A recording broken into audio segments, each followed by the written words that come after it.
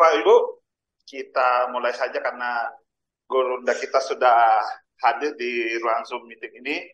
Saya ucapkan selamat bergabung, selamat malam, dan insya Allah nanti kita akan kembali mengadakan dari lembaga ya pelatihan psikologi, konseling dan psikoterapi Indonesia kembali mengadakan bincang santai bersama dengan Kang Asep dengan tema yang sangat menarik ini adalah tema parenting.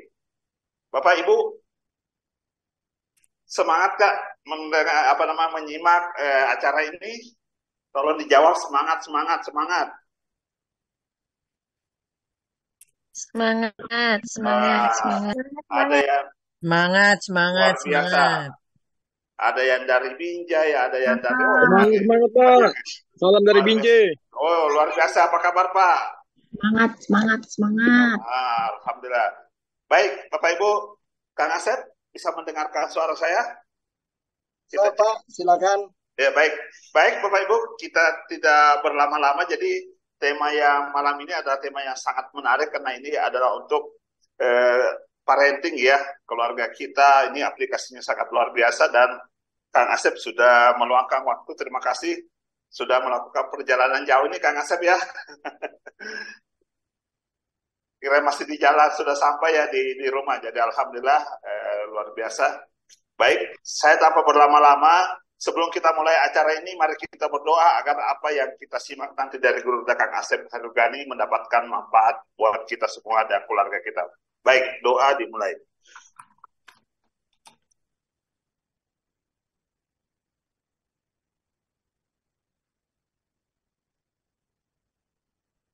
Amin. Baik, tanpa berlama-lama, mari kita tersenyum bahagia untuk mendengarkan paparan dari Guru kita, Kang Asep Harugani. Waktu dan tempat disilakan, Kang. Pak Kai, sesuai dengan kesepakatan, Pak Kai nanya saya jawab. Kalau nggak ada yang nanya, saya diam aja Pak. Ya, kalau ada yang mau nanya silakan. Tapi saya mulai dulu nih, Kang. Udah banyak nih pertanyaan yang masuk ke saya nih, Kang. Baik. Ada yang nanya begini, Kang. Coba saya lihat ya. Nah, ini nomor satu. Apa sih yang dimaksud dengan parenting itu, Kang? Baik, jadi teman-teman, kata parenting itu dari kata, ya kalau kita lihat dari asal kata, ya kan dari kata parent dan ing ya. Jadi kalau ada parenting itu berarti di situ adalah kalau parent itu diartikan orang tua atau pengasuh, maka parenting itu sebuah kegiatan yang sifatnya adalah kepengasuhan ya. Jadi bagaimana seseorang bisa jadi orang tua kandung, bisa juga orang tua bukan kandung, bisa jadi juga orang-orang yang diperankan untuk menjadi orang tua seseorang. Jadi misalnya saja di pondok pesantren ya otomatis di situ yang menjadi musrif atau musrifah adalah dia berperan sebagai parent. Nah, berarti di situ adalah melakukan kegiatan-kegiatan kepengasuhan. Nah, kegiatan kepengasuhan itu sendiri ya macam-macam kalau misalnya kita cermati ya dari intinya adalah mencukupi ragam kebutuhan dari berbagai macam aspek. Yang pertama otomatis aspek fisik. Ya, jadi misalnya saja fisik itu berkaitan dengan bahwa si orang yang diasuh itu perlu berpakaian ya supaya terlindungi misalnya saja dari dingin, dari panas, dari aurat misalnya saja. Kemudian juga nutrisi, ketercukupan gizi gitu, ketercukupan makanan. Nah, kemudian juga nantinya adalah intelek, berarti juga kebutuhan intelektual itu sendiri juga perlu terpenuhi. Jadi perlu ada rangsangan-rangsangan, perlu ada stimulasi-stimulasi ya dari orang-orang di sekitarnya. Nah, kemudian juga adalah kebutuhan akan emosi ya. Jadi bagaimana pemenuhan emosi, bagaimana emosinya diakui, bagaimana orang bisa berekspresi gitu atas apa-apa yang dialami. Nah, berikutnya adalah kebutuhan tentang berkaitan dengan interkultural ya, interaksional. Jadi bagaimana dia juga berhubungan dengan orang lain, bagaimana orang tua atau pengasuh itu juga menjadi jembatan terhadap gabungnya atau kenalnya anak-anak ya dengan anak-anak lain atau anak dengan orang-orang dewasa lain sehingga ada interaksional di situ. Nah, kemudian juga adalah berikutnya juga adalah bagaimana juga eh, menyalurkan kepengasuhan ini kebutuhan yang berkaitan dengan tema-tema spiritual ya. Kebutuhan terhadap sesuatu yang sifatnya adalah maha, mulia, dan agung. Nah, jadi kalau kita cermati, maka yang namanya parenting itu berarti adalah kegiatan-kegiatan apapun yang dilakukan oleh orang dewasa sekitar anak yang tujuannya adalah untuk membekali anak untuk memenuhi ragam kebutuhan-kebutuhan tadi. Ya, sehingga anak siap menuju gerbang kedewasaan. Kira-kira seperti itu yang dimaksud dengan parenting itu, Pak Kai. Oke, baik. Luar biasa paparannya Kang Asep. Nah, ini juga ada yang nanya nih, apakah yang dimaksud dengan parenthood, fatherhood, dan motherhood itu, Kang? Ya, jadi parenting ini kan kepengasuhan ya. Kepengasuhan itu sendiri otomatis uh, ada ada dalam bahasa Inggris ada yang namanya parenthood ya. Parenthood itu sendiri adalah sebenarnya sih sama ya dengan parenting. Cuman mungkin istilah parenthood itu sendiri. Silakan Kang Asep dilanjutkan. Oke ya, jadi kita lanjut teman-teman. Jadi mohon dimaafkan ini ada kesalahan teknis saya rasa. Nah, jadi kalau kita bicara fatherhood ya kaitannya dengan tentunya di masyarakat-masyarakat tradisional ya yang melihat bahwa ayah dan ibu itu mempunyai peran yang relatif berbeda, maka ketika kita bicara fatherhood adalah peran keayahan gitu ya. Misalnya ayah menjadi pencari nafkah, walaupun barangkali sekarang nggak gitu-gitu amat ya. Kemudian ayah menjadi pelindung, kemudian juga ayah menjadi benteng keluarga, ayah menjadi katakan saja tokoh yang benar-benar akan membela keluarga. Recording in progress. Nah, sementara motherhood adalah peran-peran yang dilakukan oleh seorang ibu. Nah, seorang ibu, nah, macam-macam seorang ibu itu.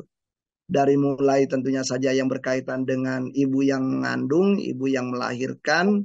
Nah, jadi dari mulai persalinan, menyusui, kemudian juga dari mulai momong, ngemong, ya among anak, nah itu adalah peran-peran ibu ya. Walaupun barangkali kalau kita cermati saat ini peran ibu dan peran ayah seperti itu di masyarakat-masyarakat tertentu sudah tidak lagi bisa dikatakan bahwa ini peran ayah atau peran ibu. Meskipun demikian adalah ada sejumlah penelitian yang menarik adalah bahwa hilangnya atau tidak hadirnya ayah juga memberikan pengaruh gitu ya kepada perkembangan dari anak gitu ya. Jadi anak perlu mendapatkan hadirnya dua peran yang cukup gitu dari ayah dan ibu. Demikian Pak Kai.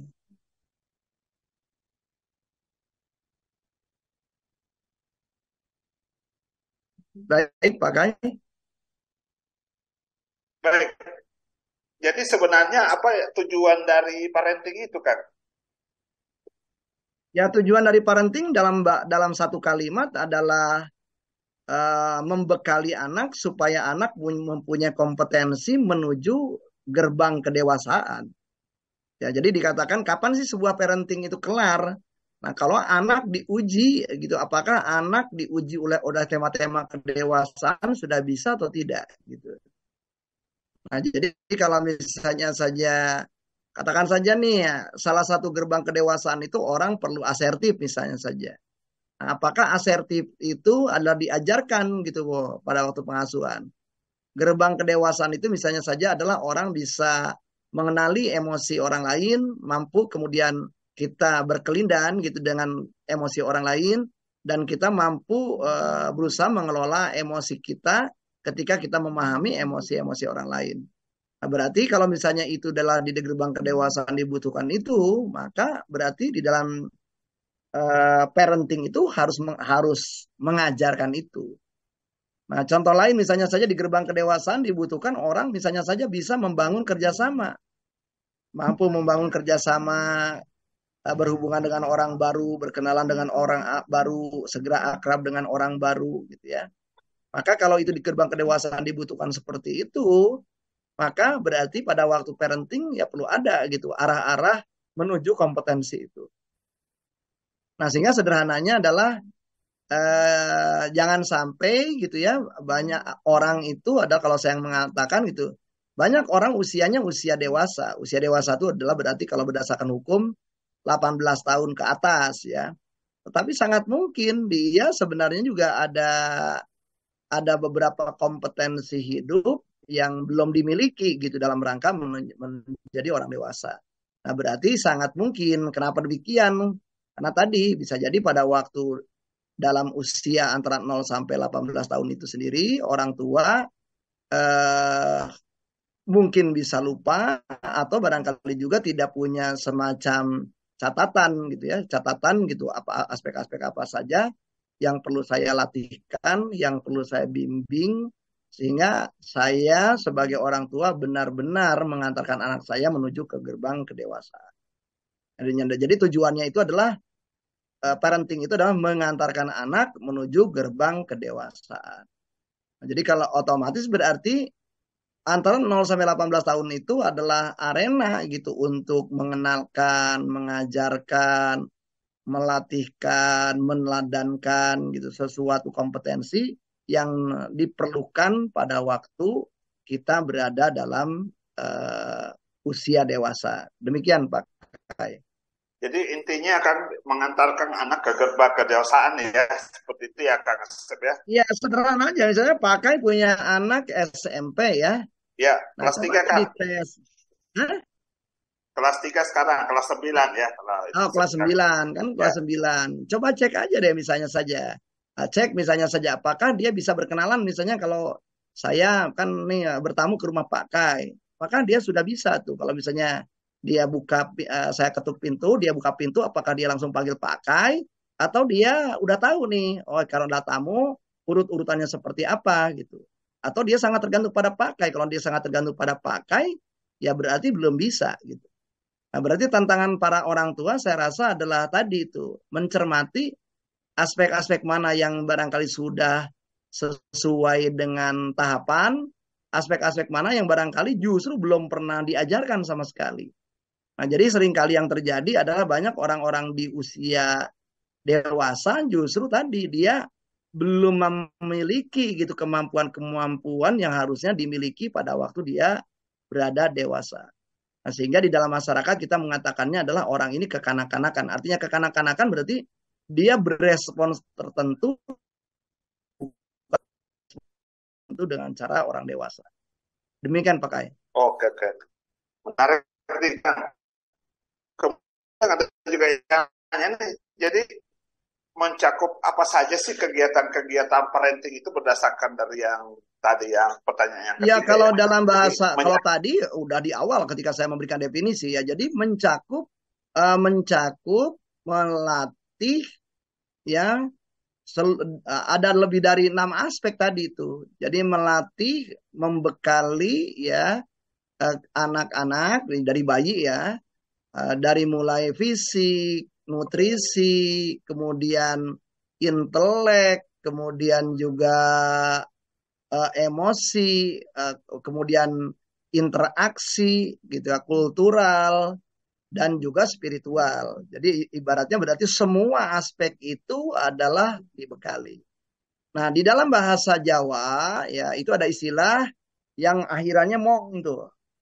Dari mulai ngemong, kemudian momong, kemudian eh, among, kemudian pamong. Nah, jadi semua mong itu adalah urutan itu.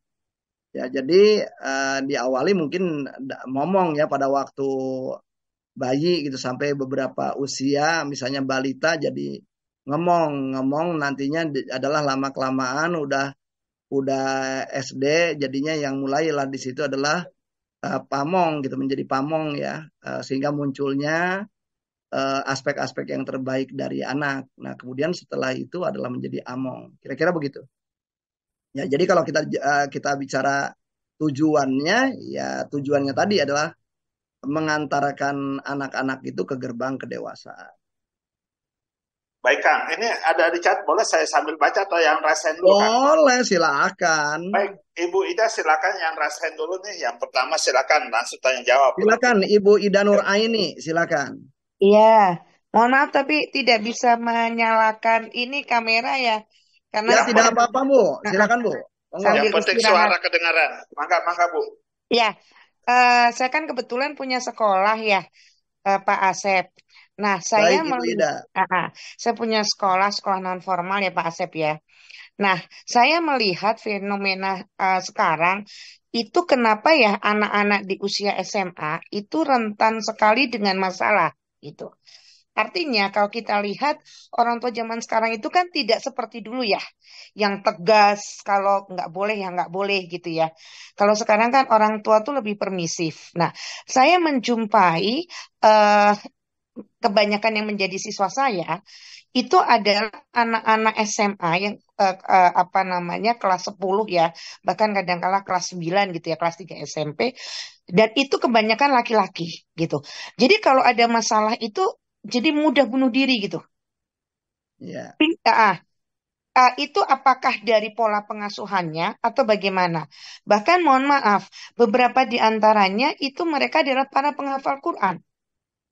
Dan Baik. itu sudah mungkin gitu. Nah, ini ada apa? Ini ada fenomena apa gitu Pak Asep?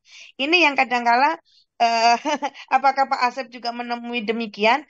Kalau boleh di persentase, saya bukan apa sampai bukan psikolog ya Pak. Pak Asep, adik saya yang psikolog, saya sering tanya dengan adik saya gitu kan. Nah, saya lebih kepada memberikan konsultasi berdasarkan karena dulu saya pernah ngalamin anak saya pernah ada di fase itu gitu ya, pernah ada di fase itu tapi kemudian terlewati tapi tidak sampai ingin bunuh diri. Kalau ini tuh udah sampai ada yang sampai menyayat, ada sampai lalu bagaimana itu Al-Quran yang dihafal yang dia sampai mungkin kenapa Baik, tidak Ibu. sampai, nah itu Tidak ada apa? perlu berpanjang kalam, Bu ya. Saya cukup aja ya. Jadi Nah, biar terima ada kasih. kesempatan yang lain, Bu ya. Boleh ya. Langsung saya jawab, Silakan. Bu nih. Jadi jawaban saya yang pertama barangkali perlu dipisahkan dulu apakah orang yang bersangkutan itu adalah dia tahfiz atau bukan tahfiz. Saya rasa nggak ada kaitannya. Yang jelas besar kaitannya itu adalah lebih ke bagaimana orang tua menyiapkan anak-anak ya. Artinya adalah betul seperti dugaan Ibu Ida ya bahwa ya kalau dari rumahnya sendiri gitu ya, anak-anak tidak terbiasa untuk menyelesaikan mohon maaf masalah-masalah tertentu ya di mana setiap masalah kecil aja diambil alih, kemudian diambil alih oleh orang tua, maka tadi otot untuk menyelesaikan masalah di anak adalah menjadi katakanlah rapuh ya. Dan kasus ya dulu saya pernah membantu di UI ya, dan itu juga saya rasa kasusnya udah cukup lama 10 tahun yang lalu dan cukup banyak juga memang. Dulu misalnya di zaman saya katakan saja kalau skripsi itu dicoret-coret dilempar ke muka aja kita nyantai-nyantai aja tuh. Tapi pada waktu itu banyak kasus bahwa seorang mahasiswa kemudian di apa ya dikoreksi gitu ada sebuah penulisan yang keliru itu udah ada alasan itu untuk pengen bunuh diri. Nah jadi kembali saya rasa adalah tema seperti itu datangnya dari mana tadi berarti dia tidak punya skema bagaimana menghadapi katakanlah tekanan-tekanan kecil. Nah jadi bagaimana tekanan-tekanan itu dihadapi, bagaimana dia proses menghadapi tekanan-tekanan itu. Nah itu yang barangkali adalah karena dia tidak mendapatkannya, selama ini selalu diprotek, selama ini selalu diambil alih, maka dia seakan-akan kalau dapat masalah ya di dalam benaknya nggak ada gitu sebuah alur gitu ya yang sudah diajarkan, yang sudah menjadi habituasi sejak anak-anak di rumah. Nah itu ya kalau misalnya kita melihat dari banyak kasus ya kasus-kasus yang ditangani waktu itu di beberapa perguruan tinggi itu tidak hanya di UI. Nah berkaitan dengan tahfiz, kembali barangkali begini Ibu. Jadi tahfiz itu kan adalah orang menghafal ya. Jadi anak diminta melakukan menghafal. Menghafal itu berbeda kalau Ibu artikan adalah apakah orang yang menghafal Al-Qur'an akhlaknya Al-Qur'an? Saya rasa dua hal berbeda. Akhlak itu dalam bahasa Arab ya, itu kalau tarifnya akhlak itu sesuatu perilaku yang sifatnya sudah otomatis. Jadi seseorang menjadi akhlak mulia itu ya kalau misalnya udah otomatis. Nah, otomatis itu berarti kan melalui tadi ada pembelajaran, ada peneladanan, ada pendisiplinan, ya. ada juga kemudian juga penyemangatan, kemudian juga ada juga misalnya saja penegakan aturan di situ.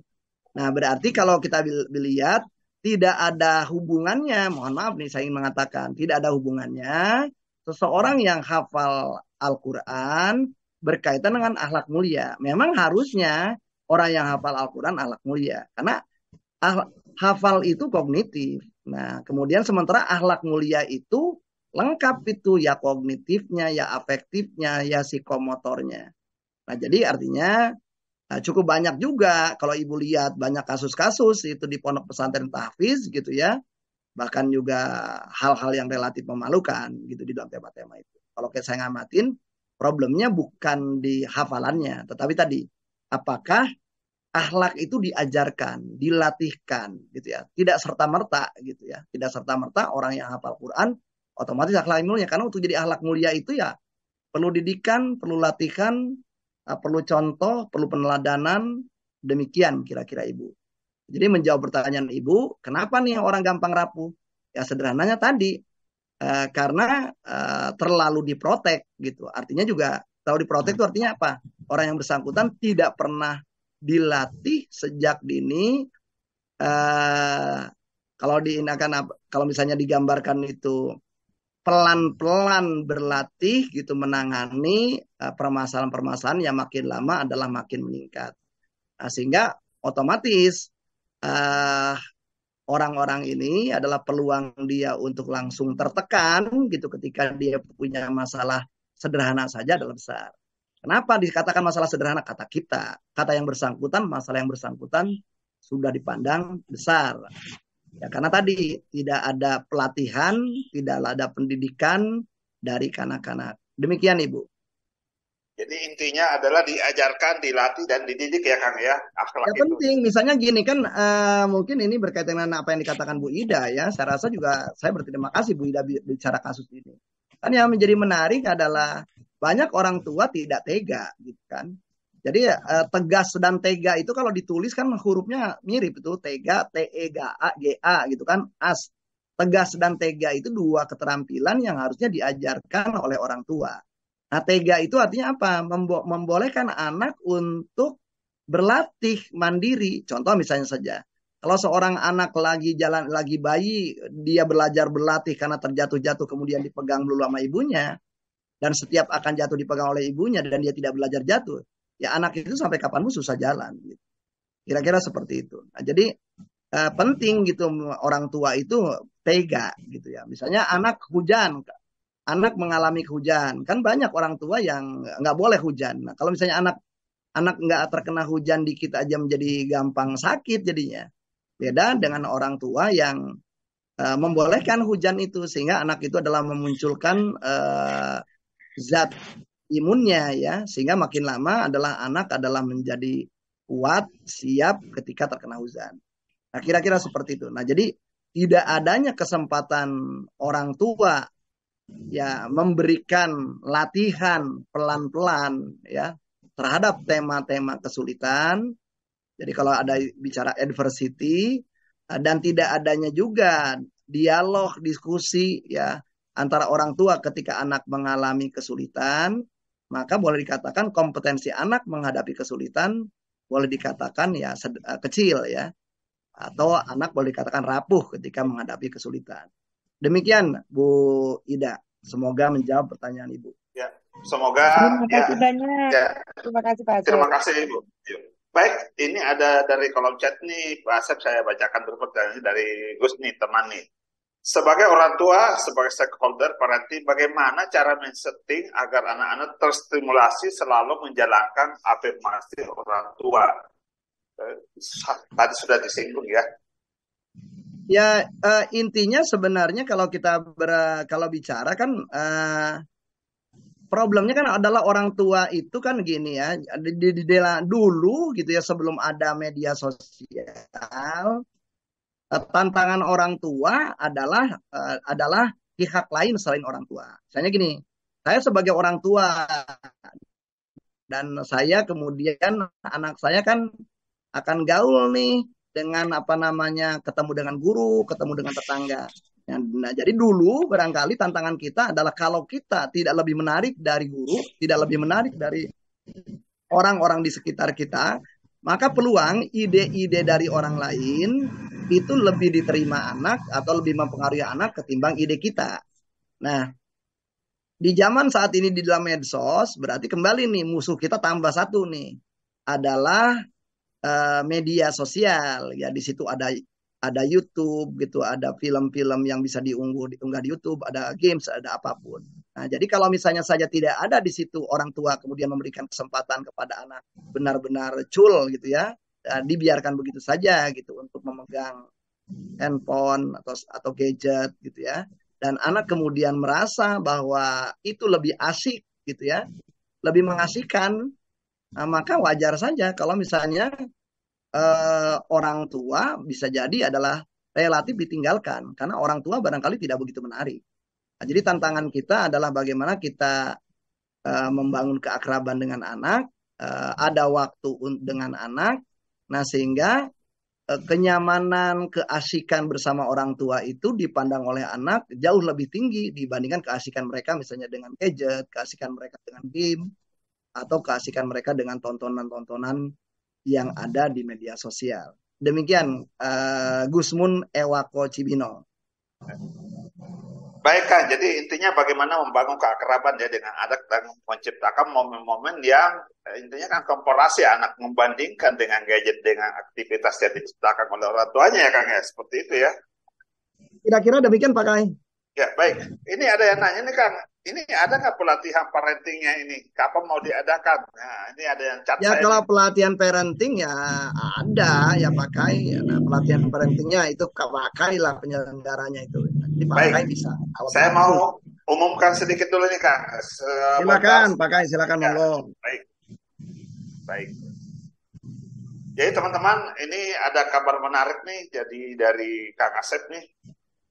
Jadi nanti insya Allah di tanggal 8 Oktober nanti ada workshop online yaitu dengan tema bebaskan diri dari skema menyimpang pengasuhan ya. Jadi nanti Kang Asep yang akan langsung sebagai fasilitator, materinya treatment dan pengasuhan, ada 6 kebutuhan dasar pengasuhan, ada trauma dan maladaptif skema pengasuhan, dan yang terakhir adalah membebaskan diri dari trauma dan maladaptif skema pengasuhan. Nanti insya Allah kita akan adakan ini 8 Oktober 2023 mulai dari pukul 10 ya sampai jam 3 sore. Tepatnya di ruang Zoom meeting. Teman-teman sekalian, Bapak Ibu, nanti fasilitasnya ada rekaman workshop dan ada sertifikat.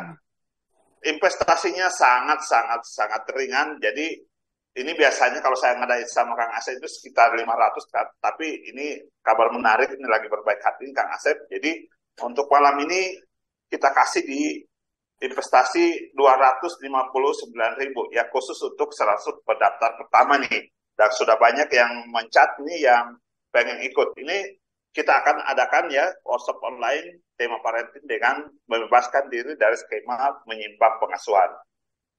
Baik, yang berikutnya adalah, nah ini adalah workshop utama kita nanti di Kota Bogor. Jadi apa yang dipaparkan tadi oleh Kang Asep ini adalah prolognya ya. Jadi workshop bagaimana menjadi orang tua efektif. Ini kita akan adakan di Sabtu dan Ahad tanggal 18 sampai 19 November di Kota Bogor. Dan apa saja yang akan dijelaskan ini adalah materi yang akan disajikan, yaitu efektivitas parenting, bagaimana membangun keakraban dengan anak, membangun keterampilan bicara dengan anak, kemudian membangun kemampuan menyimak aktif ya, menjadi pembangun skema adaptif anak, membangun kompetensi fungsi eksekutif pada anak, menjadi pembangun rasa diri berharga pada anak, dan yang terpenting itu adalah menjadi coach emosi bagi anak. Ini sangat penting. Dan yang terakhir adalah membangun disiplin positif restoratif ya. Jadi workshop di hari pertama itu sampai jam 10 malam Bapak Ibu. Tapi tenang aja, ini akan kita happy ya, akan mendengarkan penjelasan dari Kang Asep Herulgani nantinya. Nah ini di hari pertama aja nih ada materi-materi yang akan dijelaskan seperti yang dipaparkan tadi. Banyak sekali. Sesi pertama kita mulai dari jam 8, kemudian selesainya itu dari jam hari pertama. Kemudian di hari kedua ini ada materinya, nanti akan saya share di nanti ya. seperti ini banyak sekali padat ya, dan ini adalah materi yang sangat menarik yang benar-benar aplikatif ya buat keluarga kita. Dan fasilitasnya ini nanti kalau Bapak Ibu hadir nanti pada saat workshop ini kita kasih 4 kali coffee break, 2 kali lunch. Ini kabar menarik ini Kang Asep, biasanya kita nggak berikan makan malam, sekarang kita kasih makan malam Kang. Dan yang keempat itu adalah gratis workshop yang tadi itu. Jadi kalau Anda hadir di workshop yang offline, yang online-nya gratis. Jadi nggak usah bayar lagi sebesar yang tadi itu 260-an. Kemudian Bapak Ibu dapat modul, ada workbook, ada praktek dan sertifikat ya. Kemarin kami sama Kang Asep sudah mengadakan family therapy. Nah, mungkin teman-teman ada yang bertanya, berapa sih investasinya ya? Nah, ini kabar yang sangat menarik.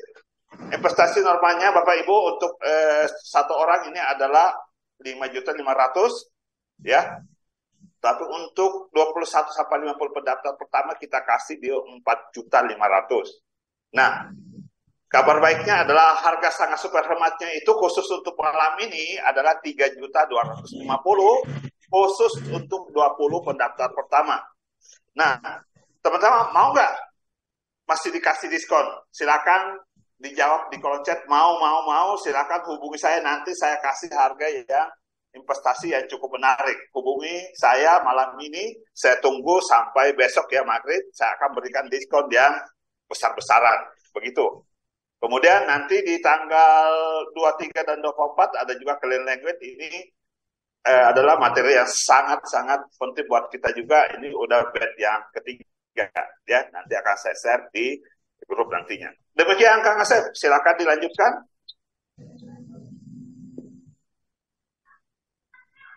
Oke Pak Kai, mungkin saya jelasin dulu. Ya. Itu kan workshopnya itu kan ada 2 ya. Jadi ada yang webinar dalam bentuk workshop daring 4 jam. Nah, kemudian dalam bentuk workshop luring ya, 18 jam. Ya, betul Kang. Betul. Tolong di-unmute yang lagi ribut agar fokus Kang Asep untuk. Nah, kenapa nih workshop daringnya itu sendiri temanya justru membebaskan diri ya dari trauma dan maladaptif skema gitu ya. Nah, kenapa justru itu dulu? Nah, karena justru banyak orang pengen ngasuh anaknya, tapi dia sendiri masih terjebak ke dalam tema-tema kanak-kanaknya, ya sehingga di satu titik dia pengen mengasuh anaknya, tetapi di titik lain dia juga masih berjibaku gitu dengan tema-tema dirinya. Nah, karena itu dimulainya adalah dari webinar online ya dengan tema-tema yang membebaskan diri dari tema-tema trauma dan maladaptif skema gitu ya yang berkaitan dengan pengasuhan. Nah, karena itu ibaratnya cleansing dulu lah. Kalau kata orang tasawuf itu berarti kita membersihkan dulu gitu ya. Membersihkan dulu dari hal-hal yang buruk gitu ya sehingga kita bisa mengisinya dengan hal-hal baik. Nah, kemudian materi itu disusunnya berdasarkan hasil survei aja sih Pak Kaimudin ya, jadi hasil survei ya Kang ya, hasil survei dari berbagai macam ya. Kita kan sering kali kalau bikin kelas apapun karena yang nanya kan ada orang yang pertanyaan ini ya, pertanyaan colongan gitu, curhat colongan. Nah, ternyata curhat colongan terbanyak itu ya ujung-ujungnya mengukur kepada katakan saja di situ berarti ada 9 tema utama yang memang kita eksplorasi ya di dalam workshop 18 jam yang insya Allah diselenggarakan di Kota Bogor. Demikian Pak Kai. Itu sekedar menjelaskan saja. Jadi kalau Pak Kai kan berarti orang yang, jadi nanti bisa begini, orang yang ikutan webinar berarti dia akan mendapatkan potongan harga untuk mengikuti workshop yang 18 jam itu. Sebaliknya orang yang mengikuti workshop ya, nah kalau dia ngikutin workshop saja gitu ya, nggak ikut ya otomatis dia harga workshop itu udah meliputi webinar. Kira-kira gitu Pak Kai, betul ya? Baik, betul Kang. Jadi kalau ikut workshop yang offline di Kota Bogor free, yang workshop yang online ya Kang ya, Seperti itu kita Baik, dapat. kira-kira begitu. Baik. Nah, sahabat-sahabat sekalian, ini saya ingin nanya, ini pertanyaan dari Dokter Laina ya. Ini adalah, Dokter Laina ini dari, mudah-mudahan ini dugaan saya betul ya. Laina ini adalah orang yang saya kenal nih.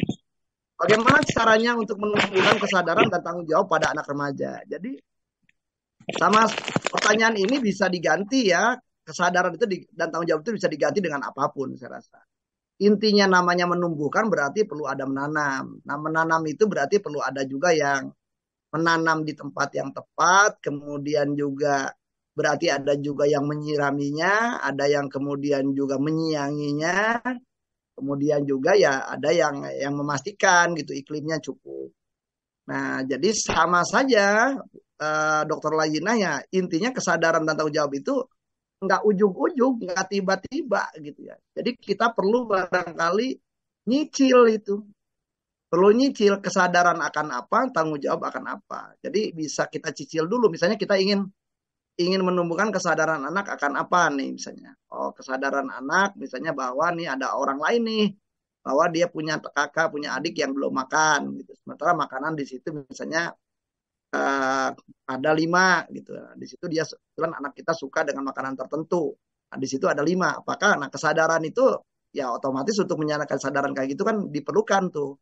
Apakah anak kita tahu gitu ada orang lain yang belum makan? Apakah anak kita tahu juga gitu bahwa dia perlu menahan diri gitu ya untuk katakanlah memakan walaupun barangkali orang-orang yang mempunyai jatah makanan itu sendiri belum ada di situ. Nah, ini kan berarti di dalam masalah makanan aja itu bisa dilatihkan. Nah, jadi kesadaran dan tanggung jawab. Tanggung jawab itu juga nggak mudah gitu ya. Seseorang itu, kata tanggung jawab itu pertama kata abstrak. Nah, dan tanggung jawab itu sendiri juga seringkali juga menjadi tidak jelas gitu. Maka penting seluruh hal-hal yang abstrak itu dibuat menjadi lebih konkret, operasional, sehingga tanggung jawab itu tanggung jawab terhadap apa, dalam hal apa. Bentuk tanggung jawabnya tuh perilakunya apa saja. Nah, terkadang itu perlu disampaikan gitu pada anak remaja. Misalnya, contoh nih, kamu misalnya kalau misalnya kamu berada di rumah, tanggung jawab kamu apa saja tuh? Misalnya nutup rumah, memastikan misalnya saja listrik apa namanya yang lampu hanya di tempat yang digunakan saja menyala, di tempat-tempat yang tidak digunakan lampunya mati misalnya. Kemudian katakanlah televisi misalnya saja kalau tidak ada yang menonton dalam keadaan mati, nah itu harus clear. Jadi harus jelas. Jadi kita nggak bisa tiba-tiba menuduh si anak remaja tidak bertanggung jawab tanpa kita dari awal punya kesepakatan tanggung jawab yang diharapkan dari si remaja itu apa. Demikian, Dokter Layina. Semoga menjawab pertanyaan Anda. Jadi intinya ada kesepakatan dulu yang dibangun ya Kang ya? Ya ada kesepakatan dulu, karena kalau enggak juga nggak bisa kita berasumsi, nggak boleh gitu, ada asumsi-asumsi kayak gitu. Orang jadinya tidak fair gitu. Karena bisa jadi selama ini pada waktu dia kanak-kanak bisa jadi itu diambil alih gitu ya hal-hal seperti itu oleh orang tua, oleh pengasuh, oleh asisten rumah tangga gitu kira-kira. Demikian. Baik, ini dari siapa nih ya? Izin bertanya Kang Asep, seringkali anak remaja susah sekali untuk bisa berbicara atau curhat dengan orang tua, tapi lebih terbuka dengan rekan sesama. Ya itu wajar. Nah, kenapa? Nah, kan gini ya, pertanyaannya adalah apakah seorang remaja menjadi tidak akrab dengan apakah semua remaja tidak akrab dengan semua orang tua? Jawabannya pastinya tidak. Ada sebagian remaja yang tidak bisa ngomong ke orang tuanya. Ada sebagian remaja yang justru nyaman ngomong dengan orang tuanya. Berarti sangat tergantung bagaimana orang tua adalah misalnya saja memiliki banyak kungkungan di dalam komunikasi antara orang tua dan anak, otomatis ya anak juga males barangkali ya ngobrol dengan orang tuanya, berbicara dengan orang tuanya. Kalau misalnya anak misalnya ngomong dengan orang tua mendapatkan judgement, tidak mendapatkan rasa diri berharga, tidak mendapatkan rasa diri yang nyaman, maka si anak akan milih gitu, lebih baik ya jarang ngomong lah, sekedarnya saja bicara dengan orang tua, dan dia akan milih orang lain yang barangkali akan lebih nyaman, lebih asik gitu ya ngobrol. Nah, antara lain dengan sahabatnya, lain dengan temannya. Kenapa teman dengan teman? Ya karena kalau teman tadilah paling mereka sih nggak akan menghakimi, nggak akan menyalahkan, relatif mau menerima gitu apa yang mereka ungkapkan. Ya, Kira-kira berarti demikian. ini hampir sama dengan pertanyaan yang atas dari Bu Sri Wahyuni. Kalau anak lebih tertarik gadget dibanding kegiatan di luar atau kegiatan bersama orang tua, bagaimana cara yang enak untuk mengajaknya anak lebih suka di rumah dengan gadgetnya? Hampir sama ya, Kang ya, udah terjawab kayaknya. Iya. Nah, berikutnya ini ada dari Bu Dewi, Pak, bagaimana menghadapi tantrum anak. Nah, tantrum anak itu tanpa disadari, kalau kita mau jujur, kadang-kadang tantrum itu macam-macam bahasanya ya, dalam bahasa paling banyak di daerah Jawa Barat atau di daerah Pasundan itu disebutnya ngadat. Wah, budakna ngadat ya, gitu ya. Nah, tantrum bisa juga dikatakan mutung, ya bisa juga dikatakan ngambek gitu. Nah, tantrum itu sebenarnya adalah bagian dari strategi anak dalam rangka bernegosiasi aja gitu sebenarnya. Nah, jadi anak itu kadang-kala kalau misalnya kita pertama kali kapan anak itu merasa tantrum. Tantrum itu adalah ketika anak merasa tidak nyaman dengan diri. Nah, problemnya pada waktu anak pertama kali tantrum, orang tua seringkali beresponnya berlebihan. Sebagian dari orang tua adalah, wah nggak boleh tuh begitu. Sebagian orang tua langsung memarahi anak, sebagian orang tua kemudian menyalahkan anak. Uh, Padahal pada waktu tantrum pertama kali itu muncul, penting sekali adalah orang tua adalah menjadi coach emosi anak gitu ya.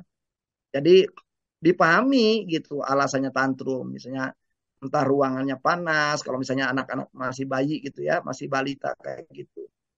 Ruangannya tidak nyaman, anak ketemu dengan lingkungan yang belum dia kenal sehingga dia ngerasa tidak nyaman gitu. Bisa jadi awalnya begitu. Nah, lama kelamaan dari aksi reaksi orang tua itu, maka kalau misalnya saja si anak ini adalah membutuhkan sesuatu, kemudian tantrum. Nah, tantrum itu menjadi tools. Tantrum itu menjadi instrumen anak untuk mendapatkan sesuatu. Jadi kalau dia tantrum, dia mendapatkan apa yang dia inginkan, maka peluangnya tantrum itu akan dipertahankan. Karena tantrum adalah bagian dari strategi anak untuk mendapatkan sesuatu. Nah, jadi ini menjadi penting juga bagi orang tua gitu ya. Jadi kalau tantrum, yang pertama orang tuanya perlu tenang. Sehingga orang tua bisa mengatakan, ya bunda ada di sini, kalau bundanya, kalau ayahnya, ayah ada di sini, ayah melihat kamu sedang resah, dan ayah tunggu sampai kamu tenang, dan saat nanti tenang, nanti kita bisa bicara gitu. Nah kalau di dalam tema kayak gitu kan si ayahnya tenang. Nah karena ayahnya tenang, si anaknya juga peluangnya juga akan tenang ketimbang kalau ayahnya juga kemudian ikut tantrum juga. Karena tidak sedikit kasus kalau anaknya tantrum, orang tuanya ikut tantrum juga tuh. Orang tuanya jadi ikut-ikutan ngamuk, orang tuanya ikut-ikutan ngambek gitu. Maka kita ngelihat ada dua orang kanak-kanak yang tantrum. Yang satu kanak-kanak di tubuh kanak-kanak, yang satu kanak-kanak di tubuh orang dewasa. Demikian menjawab pertanyaan dari Bu Dewi. Ini Ini nanti ada pertanyaan. Penjelasannya nanti lebih lengkap di workshop ini, Kang. Ini nggak cukup ya. Baik. Nah, ini ada Baik. pertanyaan dari Bu Sri Wayuni nih. Kalau anak lebih tertarik gadget dibanding berkegiatan di luar kegiatan bersama orang tua, bagaimana cara yang enak untuk mengajaknya anak lebih suka di rumah dengan gadgetnya? Sebenarnya ya kembali saya tidak ingin mengatakan bahwa gadget itu buruk ya, enggak ya.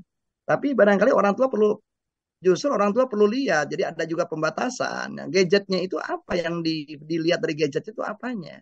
Nah, justru penting misalnya, mohon maaf, anak misalnya nih gadget, anak kebetulan suka nonton Tayo lewat YouTube, misalnya di Tayo ya, Tayo misalnya. Nah, itu ya kalau misalnya digituin aja anak suka Tayo tapi kita nggak tahu nih. Apakah dengan nonton Tayo itu misalnya si anak itu berkembangnya apa saja. Nah, yang penting ada dialog sebenarnya setelah nonton itu. Oh, kamu nonton apa Tayo? Oh, Tayo yang mana nih? Oh, Tayo di situ kan ada dengan Gani. Oh, Tayo kenapa nih nangis? Nah, justru dialog-dialog seperti itu dengan memanfaatkan gadget yang disukai anak itu adalah menjadi pintu masuk awal dari cara orang tua untuk berkomunikasi sehingga orang tua bisa mengajak anak untuk berkegiatan yang sifatnya adalah aktivitas non gadget gitu. Nah, jadi otomatis dimulainya dari mana? Ya orang tua harus memandang bahwa menggunakan gadget itu netral saja, nggak positif, nggak negatif, sebenarnya netral aja. Nah, kemudian melihat, oh anak suka apa nih? Oh anak suka menggambar-gambar tuh menggunakan gadgetnya. Nah, perlu tuh orang tua di situ ada nanya gitu ya kan. Walaupun dikata orang nanya mulu nih, Bunda misalnya, tetap aja perlu ada di situ melakukan pendekatan, keakraban, sehingga orang tua terlibat yang tadinya anak soliter, nah sekarang anak jadi bersama dengan orang tua dengan gadgetnya. Nah di situ terpenting apa? Ada di situ berarti interaksi, ada relasi, ada komunikasi yang tidak hanya komunikasi antara anak dengan gadget, tetapi juga komunikasi antara anak dengan orang tua. Nah, dari situ orang tua bisa lihat gitu bahwa bagaimana nih perkembangan bahasa anak. Orang tua berarti bisa ngeliat nih, oh anak ini udah berkembang nih, gerakan motorik halusnya udah berkembang pada waktu dia menggambar. Nah, sehingga orang tua bisa memberikan pengakuan, bisa memberikan pujian gitu pada tindakan-tindakan yang dilakukan oleh anak. Demikian Bu Sri Wahyuni. Jadi kalau saya ngelihatnya uh, kita harus ngelihat dulu aspek-aspek positif apa yang sudah muncul berkaitan dengan anak dengan gadget. Berikutnya ini ada Dewi, seberapa efektifkah kita menitipkan anak ke pondok pesantren? Pertanyaan itu sama aja diganti juga. Bu Dewi jawabannya sama nih. Seberapa efektifkah kita mengurus anak di keluarga sendiri? Sama aja itu. Sama aja. Jadi sama aja. Seberapa efektifkah kita menitipkan anak di rumah kita sendiri? Sama aja itu nanyanya. Jadi jawabannya bukan pondok, bukan kitanya.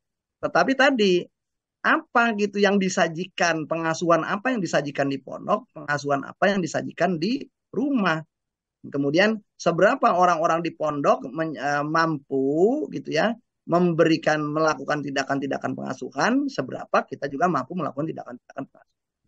Jadi artinya kalau misalnya saja yang paling bagus itu pondok itu otomatis ada kelemahannya. Pondok pesantren sehebat-hebatnya pondok pesantren pasti ada kelemahannya. Kelemahannya apa? Otomatis ada kelemahannya di pengasuhan. Pengasuhan berarti tantangannya kan, mohon maaf nih, pengasuh mereka kan bukan orang tua. Pengasuh mereka bisa jadi juga adalah selisihnya dengan santrinya mungkin hanya beberapa tahun saja gitu ya. Nah, otomatis ya ada keterbatasan-keterbatasan. Bisa jadi mereka dalam mengasuh aspek-aspek kognitif, aspek-aspek intelek, aspek-aspek katakan saja berkaitan dengan dirosah, dengan pembelajaran, oke. Nah, tetapi aspek-aspek di dalam tema-tema emosi, mengasuh emosi, bisa jadi barangkali ada kendala, ada tantangan. Sehingga kalau toh kita memesantrenkan anak, berarti tugas kita tuh di area yang pesantren nggak bisa lakukan dengan optimum, tugas kita sebagai orang tua yang melakukannya.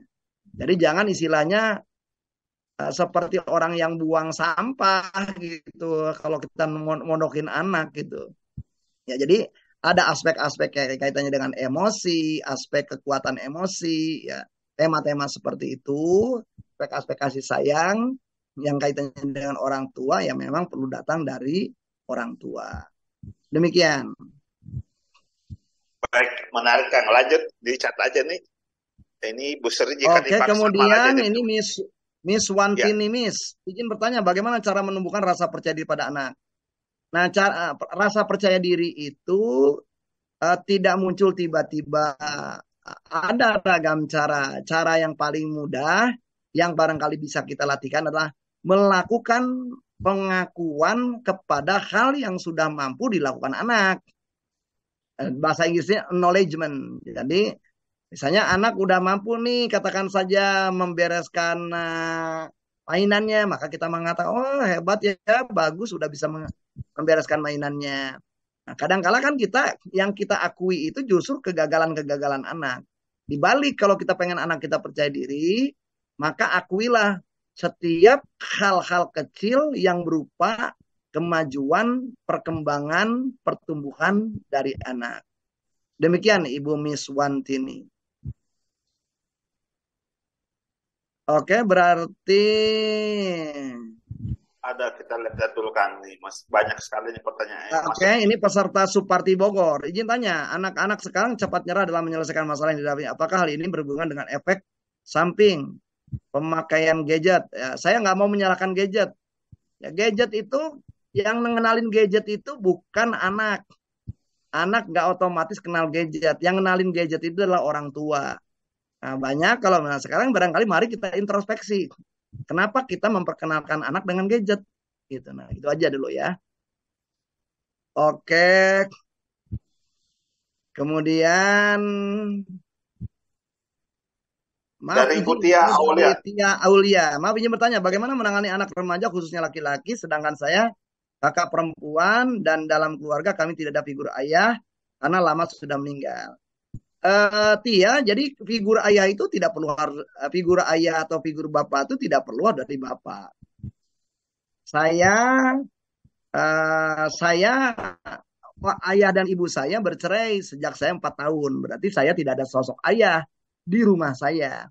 Nah, tetapi saya tinggal dengan kakek saya. Nah, berarti sosok ayah itu saya dapatkan dari kakek saya. Jadi apa peran ayah, apa tanggung jawab ayah, ayah itu ngapain aja, itu saya dapatkan dari kakek saya. Jadi bisa dari siapapun, bisa dari guru, bisa dari katakanlah pembina pramuka, bisa dari katakanlah saya waktu itu ngaji ya di pesantren tradisional gitu, bisa juga dari guru ngaji gitu. Maka sosok ayah itu bisa didapatkan dari siapapun. Nah, jadi kalau misalnya Anda ingin, nah tinggal lihat nih. Jadi adik laki-laki Anda tuh kira-kira siapa tuh yang bisa jadi mentor? Seorang laki-laki yang memang barangkali adalah mampu menunjukkan peran-peran sebagai ayah. Sehingga adik Anda itu bisa dipartnerkan, bisa dengan orang-orang yang bersangkutan. Kira-kira demikian. Ratu Baik, Tasya Syifa Anissa. Assalamualaikum, selamat malam Kang Asep. Perkenalkan nama saya Tasya. Mahasiswa bimbingan konseling yang sedikit lagi mau lulus, tinggal wisuda. Hehe. Izin bertanya nih, saya sangat tertarik dan ingin sekali belajar parenting untuk masa depan saya nanti. Karena mohon maaf, mungkin orang tua zaman dulu tidak ada yang namanya belajar parenting. Sehingga orang tua tidak mengerti mengajari anak yang sebagaimana mestinya. Nah, pertanyaan saya, bagaimana nih sih cara parenting yang nantinya akan berhasil diterapkan di dalam rumah tangga dan berhasil dilakukan ke anak? Gini, parenting itu sebenarnya ilmu alamiah aja. Jadi parenting itu kan dulu orang tua dulu belajar parenting, siapa bilang nggak belajar? Orang tua dulu belajar parenting. Dari mana mereka belajar parenting? Dari yang mereka alami dalam keseharian mereka. Contoh, misalnya kak, saya misalnya saja belajar parenting dari mana? Apakah diajarin gitu ilmunya? Enggak. Disuruhlah saya misalnya nih ada adik sepupu ya. Adik sepupu baru lahir, disuruhlah saya misalnya saja nih oleh bibi saya, Sep, tolong nih amatin si ini nih, tolong gantiin popoknya, tolong iniin, tolong nanti diajak ngobrol, diajak ini. Nah, semua tindakan-tindakan itu pada dasarnya sebenarnya adalah melatih melakukan kegiatan parenting. Nah, jadi saya tahu jadinya nih, oh di adik-adik sepupu yang masih kecil-kecil itu diadepin, kayak gimana kalau misalnya bibi saya atau paman saya mau pada bepergian. Nah, saya itu disuruh itu gimana nih caranya dititipin anak-anak ini supaya misalnya mereka tidak terpikirkan ibu bapaknya yang sedang pergi dan mereka tetap nyaman dan ada beberapa aktivitas tertentu. Jadi kegiatan-kegiatan parenting pada dasarnya diajarkannya begitu gitu, tidak perlu pakai teori sebenarnya. Nah, bahwa sangat mungkin uh, semakin barangkali begini, semakin orang tua kita dulu terbatas gitu ya, terbatas belajarnya hanya dari orang tuanya, tetapi tidak ada dialog misalnya dengan orang lain, gaya parenting tertentu yang mereka alami, yang mereka rasakan. Tapi akan beda kalau misalnya mereka juga udah membanding-bandingkan nih, ada gaya-gaya yang lain, membandingkan ke tetangganya, membandingkan ke temennya. Nah, sehingga bisa jadi mereka melakukan koreksi itu. Sehingga mereka mengubah gaya pengasuhan mereka.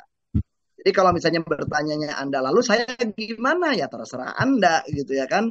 Anda nggak berarti kan ya akan ngasuh misalnya kan dengan pasangan Anda. Nah, berarti sepakat dulu dengan pasangan Anda tuh. mau seperti apa gitu pengasuhan Anda nanti kepada anak Anda. Nah, karena bisa jadi ayah dan ibu dibesarkan dengan gaya pengasuhan berbeda. Bisa jadi juga mempunyai kesukaan yang berbeda pula dalam masalah pengasuhan. Nah, otomatis berarti penting menyamakan prinsip ya di dalam pengasuhan antara pasangan suami istri. Demikian. Silakan Pak Kai, kalau ada pertanyaan dari Pak Kai. Ya, baik, kita lanjutkannya. Masih ada 6 pertanyaan nih yang ini saya nih Kang. Ini saya kompetensi apa saja yang diperlukan untuk melakukan kegiatan parenting Kang? Ya kalau kita bicara kompetensi, kompetensi itu kan terdiri dari pengetahuan, terdiri dari keterampilan, terdiri dari sikap. Jadi banyak Pak. Ya berarti ya tadi pengetahuannya ya meliputi ya tadi tuh apa sih yang pengen dibina, apa sih yang pengen dikembangkan. Nah, kalau yang pengen dibina katakan saja itu ada 7 aspek, ya berarti pengetahuan berkaitan 7 aspek itu, keterampilan berkaitan 7 aspek itu, dan sikap berkaitan dengan 7 aspek itu. Begitu aja sih pakai sederhananya. Begitu ya Kang ya. Terus ini, jadi siapa sih yang melakukan kegiatan parenting itu? Siapapun orang yang terpanggil gitu ya. Nah ada orang yang barangkali misalnya saja yang pertama ya karena dia yang melahirkan.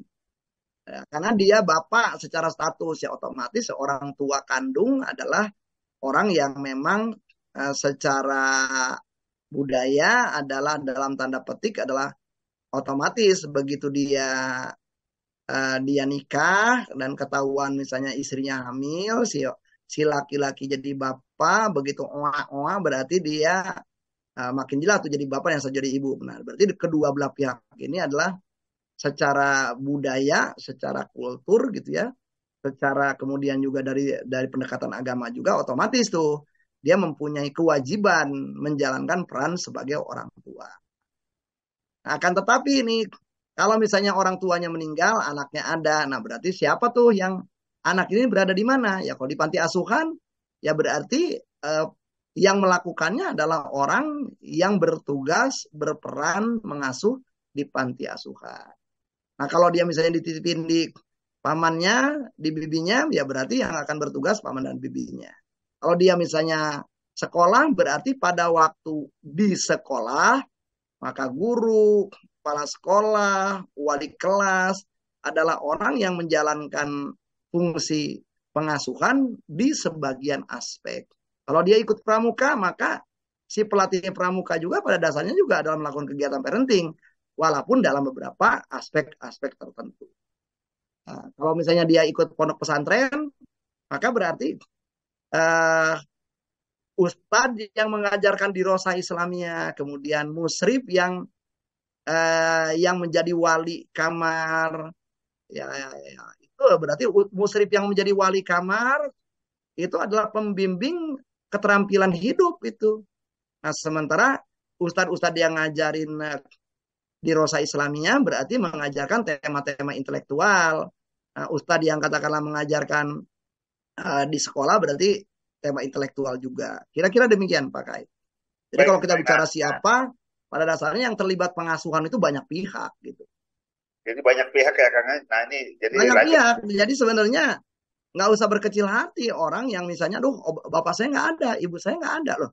Selama masih ada banyak pihak, nah tinggal tadi dipadukan gitu ya. Artinya adalah sangat mungkin gitu orang-orang tertentu mendapatkan pengasuhan yang cukup walaupun ibu bapaknya tidak ada. Nah, tinggal tugas tadi tuh, tinggal meramu saja nih, ingin mengasuh apa dari siapa. Kira-kira bisa dibuat materi seperti itu Pak Kai. Ya, baik Kak, jadi ini berarti ini pertanyaan ketujuh ini nyambung nih. Jadi bagaimana parenting itu dilakukan? Ya parenting dilakukan. Kalau bagaimana kan bicara cara. Nah cara kan berkaitan dengan tujuan. Ya kan cara itu kan ada metode. Nah tujuannya apa nih? Gitu kan. Oh tujuannya untuk misalnya membangun rasa percaya diri anak. Dalam konteks apa? PD itu kan macam-macam. Misalnya pengen percaya dirinya adalah di sekolah. PD-nya dalam hal apa? Oh misalnya saja anak tampil di depan kelas berdeklamasi. Maka konteksnya kan jelas gitu. Nah, untuk seperti itu apa berarti perlu melatihkan dulu berulang-ulang berbicara kepada anak kan kira-kira seperti itu. Maka seluruh langkah-langkah yang mengarah ke situ adalah bagian dari tema-tema parenting. Kira-kira gitu, pakai. Baik, Kang. Ya, kita percepat ini. Jadi, kapan saja parenting itu dilakukan, Kang? Kapan saja ya setiap saat boleh dikatakan. Jadi Pak, misalnya gini, pakai bawa bawa anak pakai bawa anak ke ruang workshop kemarin. Ya. Bawa anak misalnya ke ruang workshop. Di situ anak pakai katakan saja galau. Nah, terlihat ke waktu dia lagi galau oleh saya. Dan saya dan si anak kemudian memberikan kode secara nonverbal bahwa dia minta bantuan saya. Nah, maka pada waktu itu adalah saya melakukan coaching itu supaya dia mampu mengatasi kegalauannya. Maka berarti di situ saya dalam sepersekian jam di antara total 24 jam melakukan kegiatan pengasuhan. Nah, jadi pengasuhan itu bisa dilakukan kapanpun sebenarnya. Ya, jadi saya sering kali misalnya melakukan tadi misalnya saya saya ada kegiatan dengan klien di daerah Pademangan. Dari Pademangan saya naik angkot ke kota, ya ke stasiun kota. Di situ saya ketemu ada ibu ya seorang ibu repot dengan dua anak. Nah anaknya tuh kayaknya udah SD kelas 3-an lah gitu ya. Yang satunya anaknya SMP kayaknya. Itu ada nanya nih si anak, masih ibu puyeng, aduh ibu puyeng tuh kalau pertanyaan kayak gitu, ibu nggak ngerti ya. Kebetulan ngajak nanya tentang rumus matematik gitu. Nah, berarti kan tema intelek nih. Ya, saya bilang, tadi ada yang nanya apa tuh? Ini apa yang dimaksud dengan sisi miring tuh, Pak? Katanya. Oh, sisi miring segitiga. Nah, berarti di situ, berarti saya juga pengasuhan itu. Walaupun saya ngisinya di mana? Di angkot gitu. Nah, kemudian apa namanya? Datanglah saya masuk ke peron 7 ya peron 7 di stasiun kota menuju Kampung Bandan. Nah, ini jadi komuter lain nih saya loker nih ya kan. Loker nih rombongan kereta nih. Nah, itu ada di situ juga ibu bawa anak. Nah, bawa anak dan si ibu itu kayaknya marah-marahin si anak tuh. Wah, pokoknya marahin anak lah. Nah, terus si ibu itu saya saya lagi baca buku. Dia bilang, Pak, Bapak kan kalau dilihat kayaknya udah tua gitu ya. Ya karena saya udah berubah kali ya. Ini gimana sih Pak nih kalau cara ngadepin anak kayak gini? Nah, gitu. Berarti di situ juga ada tema tuh. Berarti saya melakukan pengasuhan indirectly gitu. Jadi pengasuhan itu bisa macam-macam gitu kalau kita lihat kayak gitu. Artinya bisa totalitas dilakukan oleh orang bersangkutan, bisa juga kita dengan memanfaatkan orang-orang lain di sekitar kita untuk membantu kita di dalam tema-tema tertentu yang kita tidak kuasai. Artinya dengan memanfaatkan seluruh orang yang ada di sekitar kita adalah seluruh orang adalah sumber daya dalam melakukan pengasuhan. Makanya ada yang dikatakan untuk membuat dalam peribahasa Afrika itu untuk mendidik satu orang itu dibutuhkan kerjasama satu desa gitu Pak Kai. Oh, luar biasa. Dibutuhkan satu desa ya, Kang ya. Satu desa. Ya. Baik, ini pertanyaan selanjutnya ya. Kalau di mana sudah terjawab ya. Jadi, mengapa sih perlu mempelajari parenting, Kang? Ya, mengapa tuh supaya gini ya. Kan kalau kita gini ya, jangan sampai parenting kita itu adalah gini, ada orang yang melakukan sesuatu tetapi nggak ngerti kenapa saya melakukan itu gitu. Nah, jadi kita harus melakukannya dengan cara sadar. Oh, saya misalnya nih negur anak begini itu karena saya tahu gitu. Efeknya apa, akibatnya apa. Kalau ditanya, kenapa kamu negur gitu? Nggak tahu. Pokoknya gua ngeliatnya ibu gua begitu melakukannya, gua ngikutin aja. Nah, kalau kayak gitu kan adalah kita melakukan sesuatu tanpa kesadaran. Nah, jadi kita perlu melakukan kegiatan parenting itu dengan penuh kesadaran. Artinya dengan penuh kesadaran itu kita punya argumen, kita punya alasan. Ya, kita kemudian juga berdasarkan prinsip-prinsip tertentu. Jadi bukan hanya karena ikut-ikutan, bukan juga karena kebiasaan. Demikian Pak Kai. Baik, apa masih ada waktu, Kang Asep? Ini kayak saya ada di Masih ini kita jawab dulu nih. ada. Ada pertanyaan dari Irfan Rusli. Kang Ya, Asep, apakah pola asuh orang tua cenderung mirip antara pola asuh orang tua di desa dengan di kota? Saya sering menemukan data ini saat saya jumpa klien. Eh, bisa jadi gitu ya. Walaupun jadi artinya kalau saya sih ngamatin nggak masalah orang tua ke desa atau kota ya, tergantung bagaimana bagaimana bagaimana dia tadi ya, dia dibesarkan, dia punya skema apa. Jadi misalnya gini, ada orang tua di desa. Nah, kemudian orang tuanya menggunakan gaya, kalau misalnya kita menggunakan pendekatan Bomrin ya, dia menggunakan gaya katakanlah otoriter gitu ya. Nah, di desa otoriter, di kota otoriter ya sama aja gitu. Di situ variabelnya bukan masalah desa atau kota. Nah, seringkali adalah kalau kita telusuri kenapa mereka melakukan seperti itu, sangat mungkin ya karena tadi mereka udah ngalamin sejak anak-anak seperti itu. Walaupun mereka nggak suka, tapi karena nggak mempunyai skema lain, maka di dalam benaknya yang sudah tersedia, yang sudah siap dieksekusi adalah perilaku otoritarian itu. Demikian Pak Irfan Rusli. Berikutnya ini dari Dewi, Kang Asep bagaimana menghadapi anak-anak tantrum? Apa sebaiknya yang kami... Oh tadi saya rasa sudah jawab ya pertanyaan tadi tantrum. Pupung, Kang, kata kunci untuk menjadi orang tua yang efektif apa ya? Kata kuncinya adalah belajar, saya rasa ya. Belajar sehingga kita makin lama makin luas gitu. Jadi ketika dulu tidak ada zaman saya barangkali orang tua saya ketika zaman saya belum ada gadget gitu ya. Tapi orang tua zaman saya udah ada tuh dulu misalnya saja stensilan gitu ya. Zaman saya nih stensilan. Itu stensilan itu kayaknya diburu tuh di zaman saya tuh orang kemana-mana nyari stensilan ya. Artinya pornografi dalam bentuk tulisan ya, dalam bentuk bacaan gitu ya. Nah, dulu itu kalau sekarang kan nah ya pornografinya udah datang langsung nggak usah dicari-cari gitu ya. Kira-kira seperti itu. Jadi keinginan orang tua untuk belajar terus dan belajarnya adalah justru mempelajari apa yang sedang terjadi di zaman ini gitu ya. Sehingga dalam bahasa Sunda ada sebuah peribahasa mi indung ka waktu mi bapacak ka zaman. Mi indung ka waktu itu berarti kita beribu kepada waktu, kita berbapak kepada zaman. Artinya adalah bagaimana kita luas menyesuaikan dengan kehendak zaman. Jadi tanpa kita mempermasalahkan zaman sekarang gitu. Oh, zamannya seperti ini ya berarti gimana cara menyikapinya? Gimana cara kita luas terhadapnya? Intinya Berikutnya bersikap dari luas Wiwi. ya. Bersikap luas ya, Kang ya. Betul, luas atau fleksibel gitu ya supaya kita tetap kongruen. Nah, ini ada pertanyaan dari Wiwit Hera. Assalamualaikum Pak, izin tanya bagaimana cara penanganan kalau anak SMA laki-laki anak tunggal yang benci sama orang kandungnya, malas sekolah, ngerasa tidak bahagia di rumah, jadi senang keluar rumah sama teman atau pacarnya. Terima kasih dulunya. Ya saya rasa nggak ada ya cara penanganan. Ini adalah sebuah respon yang dipilih oleh si anak remaja ini terhadap sebuah keadaan. Nah bisa jadi keadaannya itu juga sudah cukup lama sehingga dia akhirnya mengambil langkah seperti itu.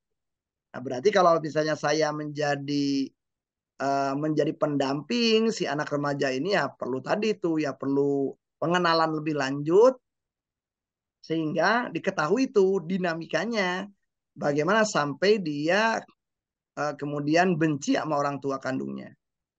Nah tentunya saja tugas saya adalah mengarahkan si remaja ini adalah bukan terjebak ke dalam kebencian, tapi dia mempunyai pilihan-pilihan yang bebas, bermanfaat dan berdaya, ya, memanfaatkan resources yang dia miliki. Nah itu saya rasa tantangannya gitu ya, karena kalau misalnya ya kita pada kebenciannya saja ya nggak kelar-kelar gitu. Si remaja ini bisa jadi dia akhirnya juga adalah akan terjebak kepada melakukan tindakan-tindakan yang melakukan perusakan pada dirinya sendiri. Demikian Ibu Wiwit Hera. Berikutnya dari Sri Wayuni lagi. Oke, saya rasa sudah ya. Asia. Dia bertanya Pak, apa sebaiknya yang dilakukan orang tua jika di masa golden age anaknya sang orang tua tidak maksimal, bahkan cenderung lalai membersamai anaknya. Sehingga ketika sudah mulai beranjak remaja terjadi beberapa permasalahan, antaranya anak kurang percaya diri, kurang memiliki daya juang, kurang motivasi dalam belajar. Ya ini kan artinya sama dengan orang belajar lambat aja, Bu Aisyah ya. Sama dengan orang jadi belajarnya tertunda gitu. Sama aja, misalnya saya orang lain misalnya udah belajar berenang pada waktu misalnya kanak-kanak. Nah, saya nih sampai usia katakanlah 20 tahun baru belajar renangnya 20 tahun. Bisa nggak ya? Bisa aja selama orang yang bersangkutan bersedia belajar. Nah, jadi intinya bisa jadi sejumlah orang mengalami masalah karena belum belajar. Artinya belajarnya terlambat. Jadi banyaknya orang konseling itu karena dia belum belajar aja. Kalau dia udah belajar ya nggak akan konseling kan gitu. Maka diperlukanlah orang yang belajar seperti itu. Nah jadi kalau pertanyaan Anda jawabannya adalah eh, walaupun terlambat, selama si anak bisa disadarkan, maka alih-alih dia menyalahkan orang tuanya yang dulu bisa jadi nggak sempat karena kerepotan atau apapun alasannya, dia bisa tetap ya belajar hal-hal yang dia kurang. Nah, karena itu kan ada istilah reparenting gitu. Reparenting itu yang melakukannya nggak perlu parent kita, nggak perlu orang tua kita. Reparenting itu yang melakukannya adalah diri kita sendiri. Demikian Bu Aisyah. Baik Kang, lanjut ke Ibu Rosalina ya, Rosalina. Ya peserta Dewi ada berapa gaya parenting Prof? Sangat tergantung Bu Dewi. Kalau misalnya menggunakan Bomrin ada 4. Gitu ya. Baik. Rosalina. Assalamualaikum Kang Asep. Izin bertanya, apakah metode time out efektif kan untuk mendisiplinkan anak? Mendisiplinkan anak terbaik adalah justru gini. Kalau disiplin itu, mari kita samakan dulu maknanya. Disiplin itu artinya itu adalah dari kata disiplus. Disiplus itu artinya murid. Orang menjadi murid dari sebuah aturan.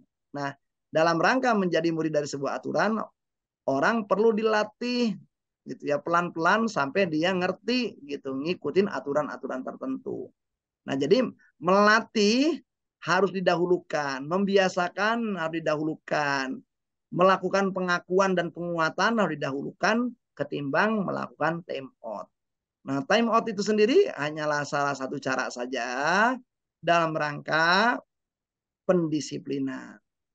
Demikian. Baik, dari Bu Wartini nih kan, izin bertanya Pak Asep, jika orang tua yang minim ilmu tapi biar tetap bisa mengasuh anak dengan benar dan tepat Pak Asep. Ya belajar Bu, apalagi belajar terus gitu. Jadi semua orang pada dasarnya minim ilmu. Saya juga minim ilmu karena saya ngerasa minim ilmu, saya belajar terus, nanya terus, walaupun dari orang-orang yang relatif lebih muda daripada saya. Kenapa saya perlu belajar dari orang yang relatif lebih muda? Karena mereka penguasa zaman ini gitu. Ya, jadi saya perlu belajar misalnya tadi ada dokter lain, nah, ya dari usia lebih muda daripada saya.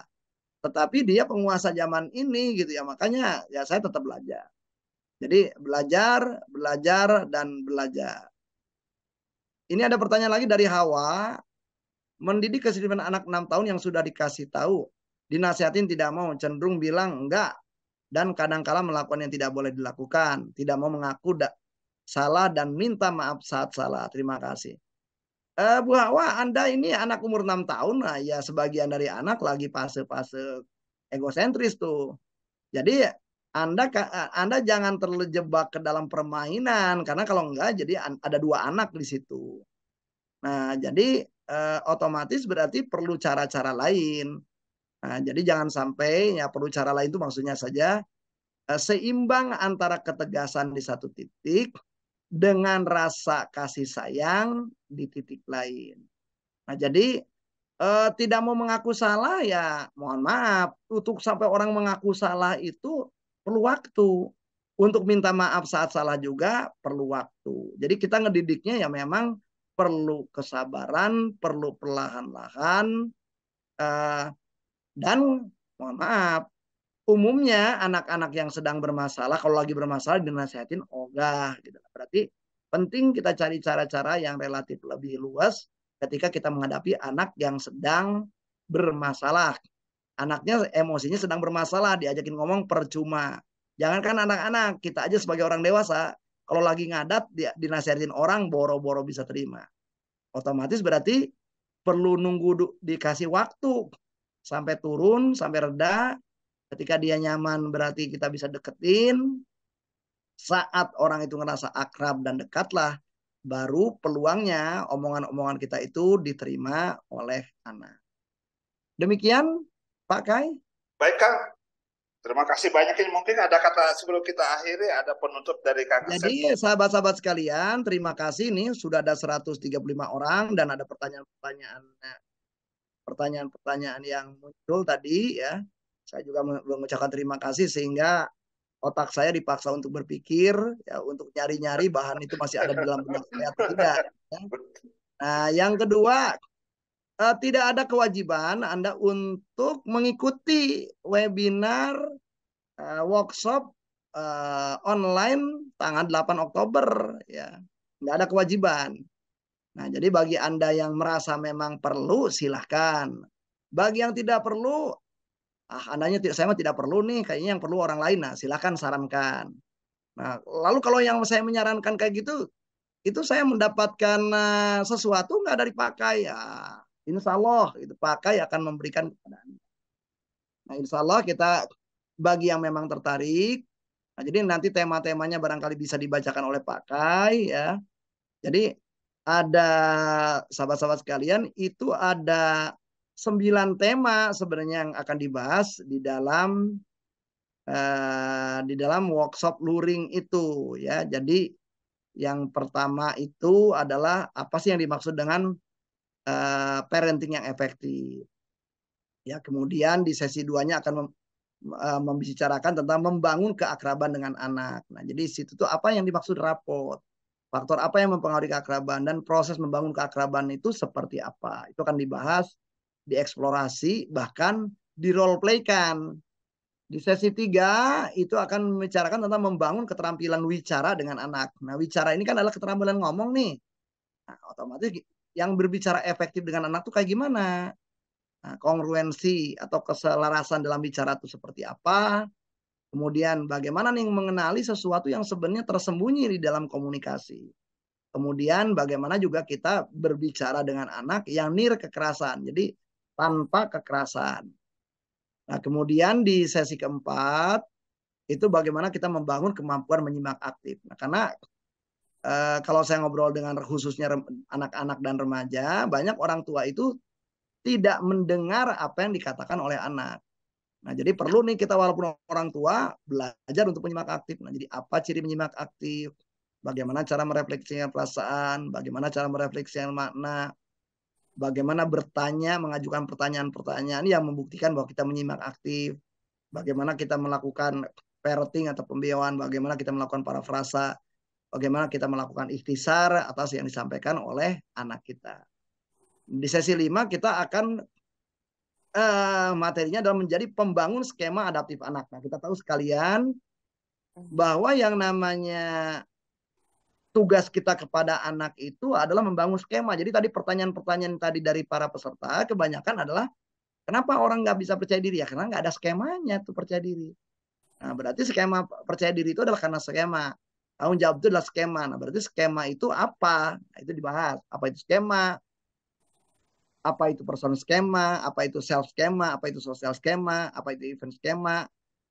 Nah, kemudian bagaimana kita nih melakukan assessment terhadap skema-skema yang sudah dan belum dimiliki anak, dan bagaimana kalau ada skemanya yang keliru, bagaimana kita melakukan koreksi skema. Dan berikutnya adalah bagaimana kita membangun skema adaptif.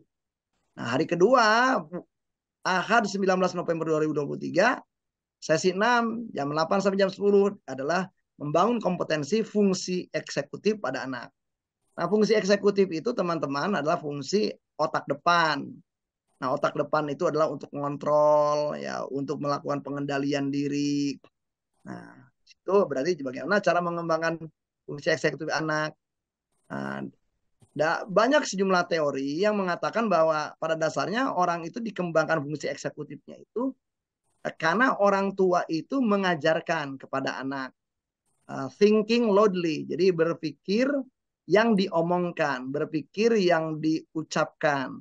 Nah, berpikir yang diucapkan itu perlu ada naskah. Nah, jadi atau skrip. Nah, jadi bagaimana prinsip membuat skrip untuk mengembangkan fungsi eksekutif. Dan orang tua latihan membuat skrip. Nah, di sesi 7 temanya adalah menjadi pembangun rasa diri berharga anak. Ini seperti tadi beberapa pertanyaan teman-teman. Jadi apa ciri diri berharga atau PD tadi? Bagaimana pembentukan rasa diri berharga? Bagaimana mengenali, mengekspresikan rasa diri berharga? Kemudian tindakan apa saja sih yang mempengaruhi rasa diri berharga, dan ada 6 cara membangun rasa diri berharga. Itu juga ada beberapa latihan-latihan. Nah, di sesi 8, nah di situ adalah karena tema emosi adalah tema penting, maka di sini ada judulnya menjadi coach emosi bagi anak. Apa itu 4 emosi? Apa itu jenis emosi menurut Leslie Greenberg? Apa itu 4 tindakan pengasuh yang berkaitan dengan emosi anak? Di situ akan dibicarakan tuh. Ada emotional dismissing, emotional disapproving, emotional laissez-faire, dan emotional coaching. Nah, bagaimana cara mengenalkan nama emosi kepada anak? Bagaimana cara mengenalkan memfasilitasi emosi kepada anak? Bagaimana cara mengenalkan mengatur emosi kepada anak? Nah, sesi 9 membangun disiplin positif dan restoratif. Nah, jadi apa tuh disiplin? Jadi disiplin positif apa? Jadi disiplin restoratif apa? Dan bagaimana membangun disiplin positif dan restoratif. Nah, kira-kira itu. Nah, jadi 9 tema besar di dalam parenting efektif ini adalah hasil riset dari sejumlah pertanyaan-pertanyaan orang yang seringkali diajukan pada waktu saya melakukan kegiatan workshop. Nah, jadi workshop itu adalah workshop luring ya, jadi tatap muka. Nah, diawalinya dengan workshop daring selama 4 jam, judulnya bebaskan diri dari skema menyimpang pengasuhan. Kenapa? Karena banyak tuh udah belajar tentang parenting, tapi tadi sayangnya dayanya juga habis karena kita masih banyak tema-tema di dalam diri akibat skema menyimpang pengasuhan. Kan materinya adalah attachment dan pengasuhan, 6 kebutuhan dasar pengasuhan, trauma dan maladaptif skema pengasuhan, dan membebaskan diri dari trauma dan maladaptif skema pengasuhan. Kenapa itu menjadi diawali dengan tema itu? Karena kalau tema itu udah beres, kayaknya membangun 9 kompetensi dasar pengasuhan efektif menjadi relatif lebih mudah. Demikian Pak Kai. Baik Kang, terima kasih. Ini materi yang sangat menarik dan jangan dibawakan workshop 2 hari ya Kang ya. Jadi teman-teman silakan dimanfaatkan. Ini adalah momen yang terbaik dan terima kasih banyak Kang Asep, jazakumullah khairan katsir. Sama-sama Pak Kai, sama-sama peserta sekalian. Terima Teman-teman kasih. semuanya, semoga ilmu yang kita dapatkan bisa kita aplikasikan kepada keluarga kita ya, dan mudah-mudahan saya berdoa keluarga kita semua menjadi sakinah mawaddah warahmah. Terima kasih teman-teman, selamat malam. Wabillahi taufiq wal hidayah. Assalamualaikum warahmatullahi wabarakatuh. Waalaikumsalam warahmatullahi Salam wabarakatuh. warahmatullahi wabarakatuh. Jazakumullah khairan.